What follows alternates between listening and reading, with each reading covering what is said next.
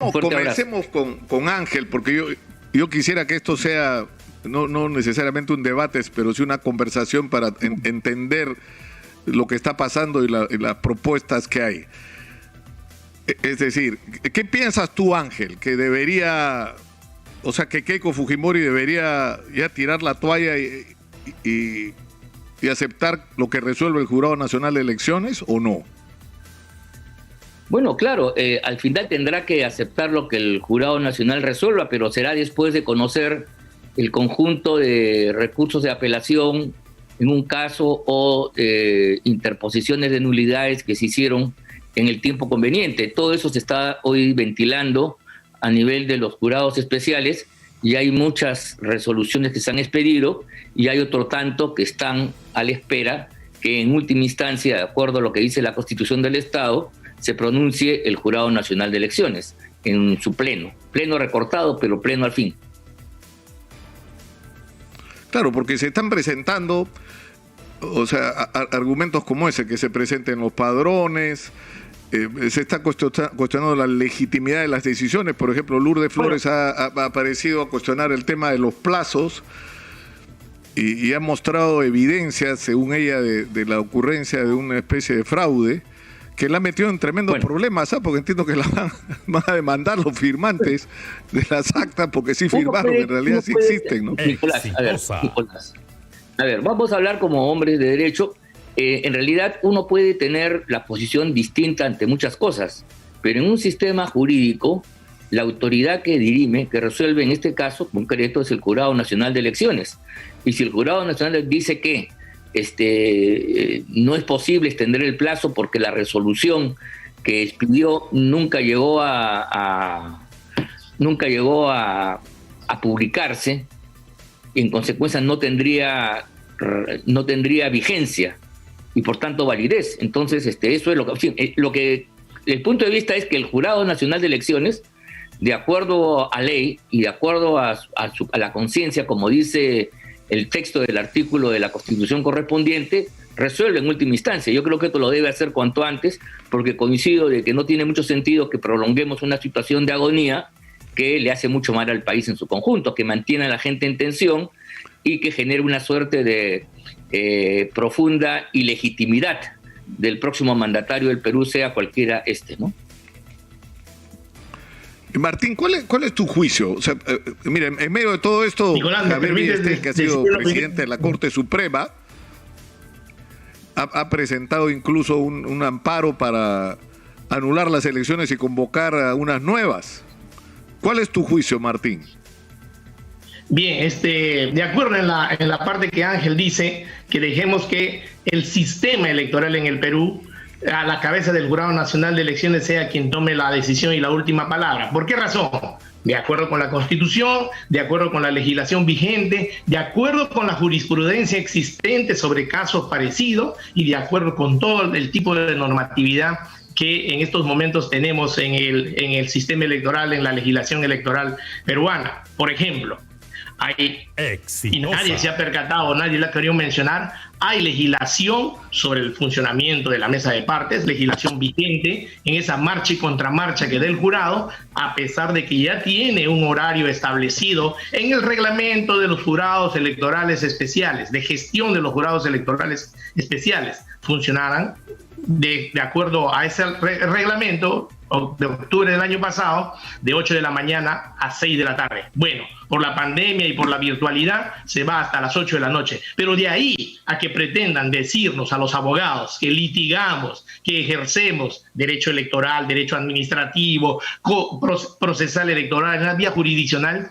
ninguna entidad pública, estoy seguro que Ángel va a coincidir conmigo ahí, ninguna entidad pública, ni cuando estaba el señor Urbiola en el Tribunal Constitucional como miembro presidente, se ha ido más allá del cierre de la mesa de partes a la hora que esté establecido, sea esta física o virtual. Y eso está normado. Está normado también la legislación vigente sobre la nulidad del proceso electoral, caso Bagua, 2016 y 2011, por violencias en mesas de sufragio. De modo que cuando el señor Villestel, expresidente de la Suprema y nada menos a la sazón, va a una nulidad del proceso electoral, no tiene asidero legal. Y no tiene asidero legal porque, entre otras cosas, a propósito también del habeas data, no hay amparo electoral, ya lo dijo el Tribunal Constitucional desde hace mucho tiempo. Hace mucho tiempo ha establecido hasta 3 normas en donde dice: el proceso electoral es preclusivo, es inexorable, se cumple, nunca se detiene, y es inminente ello, y ante ello el Poder Judicial va a tomarse el tiempo que se tome.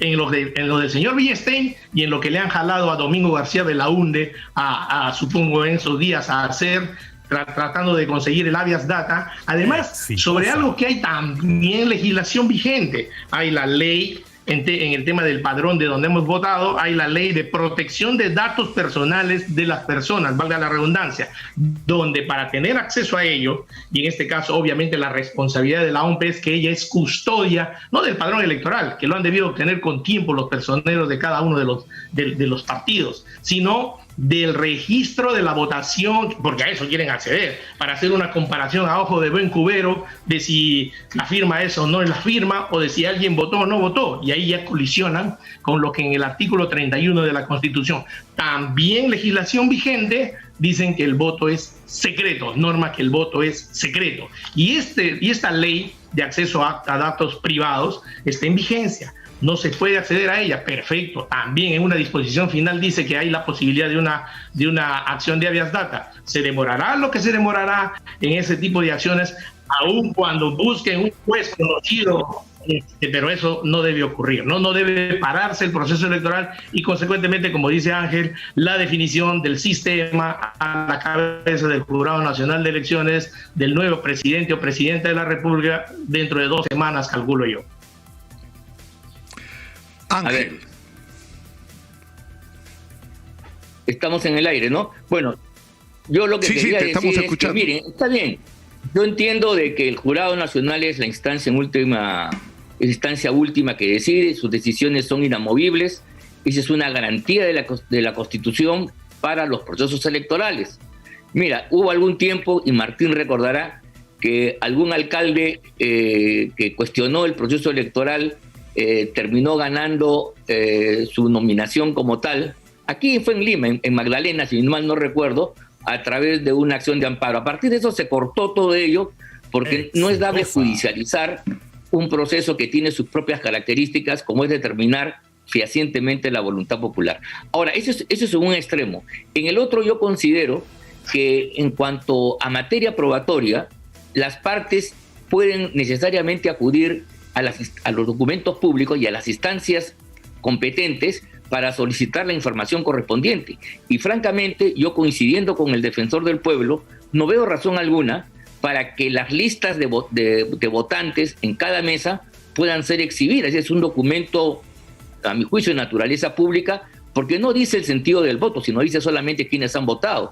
Y en el caso, por supuesto, que hubieran aparecido ahí votantes que han fallecido y que por defecto están en la lista, o que el número de votantes no coincidiera con el registrado en el acta, creo que serían indicios suficientes de que había algún tipo de irregularidad. Entonces, quiero centrar mi preocupación en que no hay ninguna razón para que la Oficina Nacional de Procesos Electorales se niegue a exhibir documentos que podrían servir para que el Jurado Nacional de Elecciones tenga mejores elementos de juicio para resolver sobre las impugnaciones y nulidades que se han deducido ante el sistema. Ciertamente, Nicolás, coincido con Ángel, porque el artículo 2, numeral 6 de la Constitución sostiene que no se puede evidenciar actos que puedan perjudicar la intimidad de las personas o a su entorno familiar. Y eso es la Ley de Desarrollo Constitucional que mencioné hace un momento, y que cuando el defensor del pueblo se refiere, como cualquier abogado, a que estos padrones son públicos, ciertamente, como todo lo que está registrado en registros públicos, previo a la petición y el pedido, si este es pertinente, procederá. De modo que cuando la OMP le denegó al Jurado Electoral especial de Huancavelica la entrega de ese padrón, me pareció que estuve en una posición acertada. Y respecto de acciones de amparo, también coincido parcialmente con Ángel. La última que fue amparada en procesos de garantía fue en el año 2006 con la credencial de Arturo Castillo, alcalde de Chiclayo. Después, y en materia de escrutinio, en los últimos 15 años, 184 casos de amparo, ninguno fue recepcionado siquiera porque fue rechazado liminarmente, porque no podemos pretender que el Poder Judicial y en última instancia el Tribunal Constitucional termine contando los votos y proclamando a la presidenta o presidente de la República este 28 de julio. Démosles 2 semanas al sistema, démosles tranquilidad, dejemos ya de marchar al centro de Lima y en todas partes de las ciudades del país, y hagamos que el Jurado Electoral, el Jurado Nacional de Elecciones y el sistema electoral haga su trabajo con tranquilidad y no cometamos esta paradoja de decir, ya bueno, de una vez que se pronuncien, ¿por qué se están demorando tanto? Para empezar, estamos dentro del margen de tiempo que se han demorado en el 2016 y en el 2011, pero tampoco estemos en esa escalada de decir 802 actas, 940 actas, 1125 actas, y anoche la señora Lourdes Flores en el meeting despachándose ha dicho, y en el despacho y en el set de otro canal ha dicho 1500, 1600 actas. Por favor, eso es poco serio, viniendo de una abogada antes que política. Todos, Ángel incluido, hemos sido abogados antes que políticos. Bueno, claro, yo en eso no tengo nada que decir. Yo coincido en que este es un proceso que tiene que resolverse de acuerdo a las reglas establecidas en el Estado de Derecho. Y esas reglas están establecidas primero en la Constitución y a manera de desarrollo en la Ley Orgánica de Elecciones. El derecho electoral es una disciplina que tiene algunas características propias. Exitosa. Por ejemplo, tiene una presunción juris tantum, que es la validez del voto, y el principio que las actas, una vez emitidas, el proceso es irrevisable. No se puede revisar en mesa porque entre otras cosas, no hay votos con los cuales confrontar. Si hubiera votos, uno podría pedir un recuento. Pero la verdad no hay recuento en nuestro sistema desde el año 63, en el cual se eliminó la posibilidad que antes del año 63, del golpe de Estado que originó un nuevo sistema electoral, las actas se trasladaban, los votos se trasladaban a un centro de acopio y ahí se contaban. Y en el traslado ocurría lo que se llamaba el anforazo, o sea, cambios de ánfora y todo. Para evitar esta mala práctica que inclusive hay en la Torre denunció en las elecciones del año 31, en el año 63 se estableció el escrutinio en mesa, con lo cual, como comprenderás, Nicolás, y los amigos que nos escuchan, montar 86.562 fábricas y mecanismos de fraudulentos es muy difícil. Por eso el sistema pasa por una garantía que yo creo que aquí no se ha dicho mucho, la quiero decir con toda claridad, es la existencia del personero. El personero es el que evita que se puedan cometer este tipo de errores o mala fe por parte de los miembros de la mesa, eventualmente, si tienen alguna simpatía, o del otro personero. Repito, si hubiera personeros en todas las mesas, este problema que estamos aquí conversando jamás se hubiera producido. Esto hay que decirlo con toda claridad, en honor a la verdad, y ese es el punto de partida. Ahora, sin personeros ha habido efectivamente cuestiones raras, complicadas, pero que lamentablemente dentro del régimen electoral hay un conjunto de presunciones, de reglas, como cualquier otro tipo de disciplina jurídica, que son aquellas que tienen que sentirse. Exitosa. Porque de lo contrario, como comprenderás, hay una enorme incertidumbre, sí. Claro, pero el problema es que cuando tú le dices a la gente, porque la gente que sale, los votantes por Keiko que salen indignados a manifestar, los militares en retiro que firman comunicados, tienen dos cosas en la cabeza. Primero, que nos amenaza una dictadura comunista, que si gana Castillo nos vamos al comunismo como por un tubo. Y en segundo lugar, que ha habido fraude. Esas son las dos cosas que la gente tiene en la cabeza. Y lamentablemente es lo que la señora Lourdes Flores sale a sustentar. Entonces, yo te hago la pregunta directamente, así a boca de jarro. ¿Tú crees, Ángel Delgado, que ha habido fraude? Yo creo que hay un conjunto de irregularidades que tienen que esclarecerse dentro del sistema electoral. Creo que hay conductas por parte de los organismos electorales, especialmente en el Jurado Nacional de Elecciones, probablemente en la jefatura de la OMPE, que en el caso de verificarse sí podrían configurar una situación donde se ha torcido la voluntad popular. Pero estoy de acuerdo con ustedes en el sentido que eso tiene que procesarse dentro del sistema. El sistema, como sabe muy bien Martín y los abogados, tiene sus propias reglas. El derecho es un lenguaje. A veces la gente no lo termina de entender, pero es fundamental, porque a veces, claro, a veces el lenguaje jurídico va contra el sentido común elemental. Pero la verdad, tras el lenguaje jurídico y tras las instituciones, hay años, décadas, siglos de experiencia que se han condensado en normas que permiten avanzar. Si tú no partieras de algunas premisas determinadas, evidentemente la discusión sería interminable y entonces todo proceso, no es cualquier otro, se volvería interminable. En lo que ha pasado es que la proximidad de la distancia ha exacerbado los ánimos, pero creo que el sistema es el que tiene que, en última instancia, resolver. De lo contrario, habría que plantear nuevas elecciones como una salida política y reconocer que el sistema procesal de dirimir esta lid electoral es impotente, no produce un presidente legítimo y por lo tanto la única manera, como se hizo el año 63, luego de anular las elecciones del 62, habría que ir a un nuevo proceso electoral, que finalmente pero hay un golpe de Estado y el Partido Aprista aceptó. Ahí lo que ocurrió, y finalmente, como todos sabemos, fue ungido con la victoria el arquitecto Fernando Belaúnde Terry.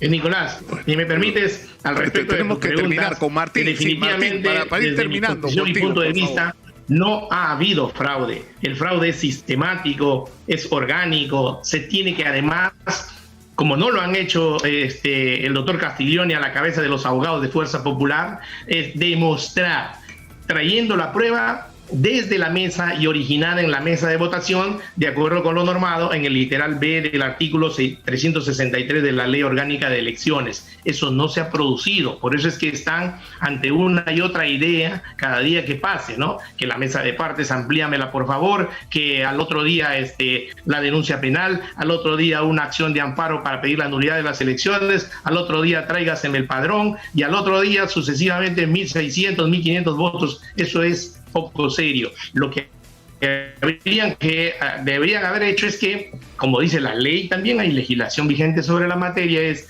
probar que en efecto durante la instalación con esos miembros de mesa que se han elegido aleatoriamente hace 6 meses atrás, Nicolás y Ángel, y se ha tenido 30 días a partir de ahí, desde en enero, para tacharlos de imparciales, etcétera, ¿no? Eso no ocurrió. O al momento del escrutinio, a los electores se le ha coaccionado a que voten distinto, se le ha conminado a que voten de una determinada manera, por la fuerza se lo ha hecho inclusive dejar de que no vote, o al finalmente en lo que se centra la posición del doctor Castiglioni y los abogados es en decir que no, eso ha sido fraude en mesa al momento del escrutinio de la votación y no traen ninguna prueba, pero implica que estamos hablando de personas. Multipliquen esas cifras que he dicho de mesas de actas, que en verdad son mesas y son 3 personas. A las 7 de la noche, se supone, bajo esa premisa de imputación que ellos hacen, se les ha arrimado a los 3 miembros de mesa y se han dicho, tráigase para acá el acta, yo la voy a llenar como me da la gana, con mi firma, con mi sello, con la huella digital, con lo que sea y con las cifras que me da la gana. Eso no han demostrado.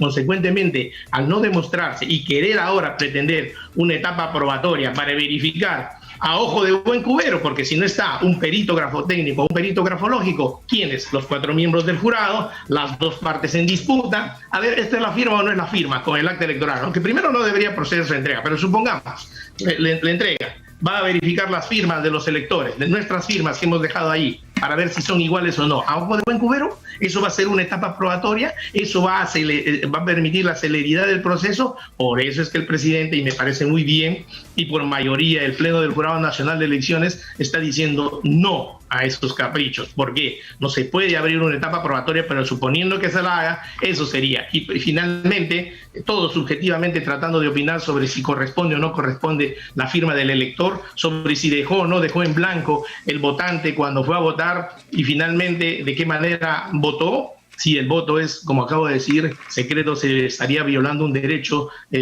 además importantísimo, fundamental, el derecho de la persona de que el voto es secreto finalmente en esta parte. Entonces, como eso no se logra probar, estamos ante imputaciones que, de acuerdo con lo normado en el artículo 363, literal B, donde se tiene que demostrar cualquiera de los delitos que se menciona ahí, fraude, cohecho, etcétera, y no se tienen las pruebas respectivas, hoy no podemos pretender que el jurado en última instancia abra una etapa probatoria cuando ni en el sistema jurisdiccional ni en el Tribunal Constitucional, de donde han venido algunos defensores sobre este tema, se abre una etapa probatoria cuando ya el expediente, y lo que está en el expediente es de este mundo por principio de derecho procesal. Además sabemos los abogados, en segunda instancia y en última instancia y definitiva instancia, ni en el sistema jurisdiccional, repito, ni en el Tribunal Constitucional y consecuentemente tampoco en el sistema electoral se puede abrir una etapa probatoria o comenzar a juntar pruebas cuando eso ya se ha debido de hacer con anticipación cuando se inició el proceso de reclamación en este caso. Yo le agradezco en realidad, a Ángel Delgado y a Martín de Acevedo. Lo que dicen... Sí. Tenemos que terminar, Ángel, brevemente, por favor. Lo que dice Martín de Acevedo es absolutamente cierto. O sea, el derecho electoral es un derecho que tiene reglas y procedimientos que permiten arribar a una determinada verdad.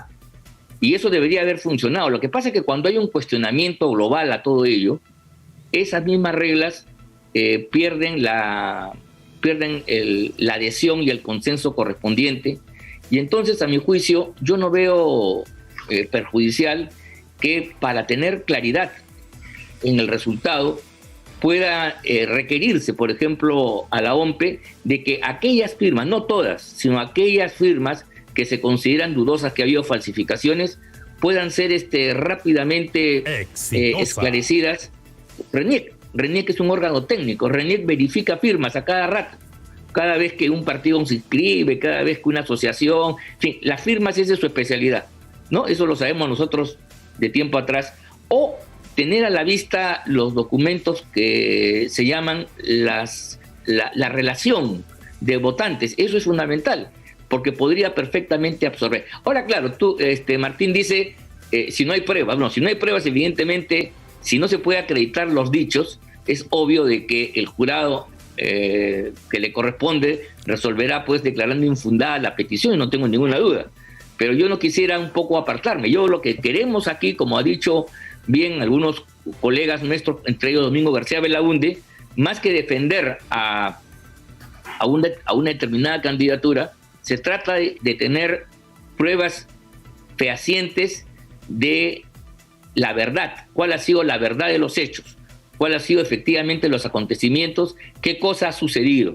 Y yo creo que, desde el punto de vista de la legitimidad de los candidatos, no es negativo que se abunde y se haga un trabajo exhaustivo para despejar cualquier duda. De lo contrario, vamos a tener a una presidenta o presidente, como ustedes prefieran, que va a tener un déficit muy grande de legitimidad, y en consecuencia no vamos a tener el sosiego político y social que el país demanda, luego de haber tenido un quinquenio tormentoso, como el que concurre como el que termina el señor Vizcarra y Sagasti. Entonces, de eso se trata. Se trata de absolver una preocupación que tiene un importantísimo sector de la ciudadanía, que cree que ahí ha habido asuntos que deben, no voy a calificarlos, que deben y merecen una investigación, y el jurado tiene que salir no con respuestas formalistas, sino tiene que dar respuestas que permitan